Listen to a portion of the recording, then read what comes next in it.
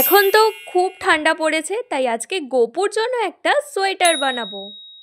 1 minute, তুমি তো ক্রোশেই পারো না, তার মানে এ মিথ্যে কথা বলছে। ক্রোশেই ব্যবহার না করেই সোয়েটার বানাবো, তার জন্য লাগবে উল। দেখো, তোমরা তোমাদের গোপু সোনা সোয়েটারে কতগুলো কালারের উল ইউজ করবে সেটা তো তোমাদের ইচ্ছে। আমি এখানে 2টো কালারের উল ইউজ করেছি। বেসের জন্য আমার কাছে একটা নেট ফেব্রিক ছিল, সেটাকেই গোল করে কেটে নিয়েছি। এবার উলকে অনেকগুলো টুকরো কেটে এইভাবে বিনুনি বানিয়ে নেব।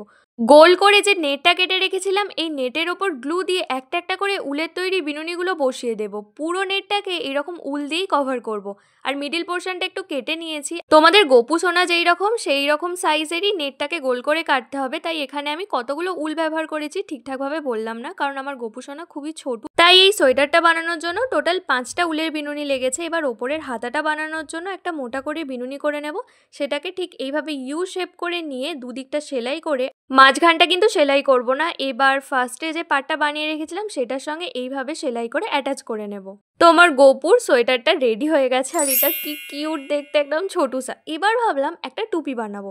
তার জন্য আমি একটা থিন কার্ডবোর্ড নিয়েছি, সেটাকে গ্লু দিয়ে এইভাবে রোল করে একটা রাউন্ড শেপ দিয়ে দেবো। এবার উলকে ছোট ছোট অনেকগুলো টুকরো কেটে একটা একটা করে টুকরো ঠিক এইভাবে কার্ডবোর্ডের সঙ্গে অ্যাটাচ করব। পুরো কার্ডবোর্ডটাকে এইভাবে উল দিয়ে কভার করে দেব। একটু কম করে নিয়েছি যাতে ওপরের উলটা দেখতে ভালো লাগে। তারপরে সবগুলো উলকে ধরে একটা নট বেঁধে নেব। তো গোপুর টুপিটাও রেডি হয়ে গেছে। আমার বানানো এই সোয়েটার আর এই কিউট স্যার টুপিটা পরে গোপুকে কেমন লাগছে তোমরা কিন্তু কমেন্টে অবশ্যই জানিও। টাটা।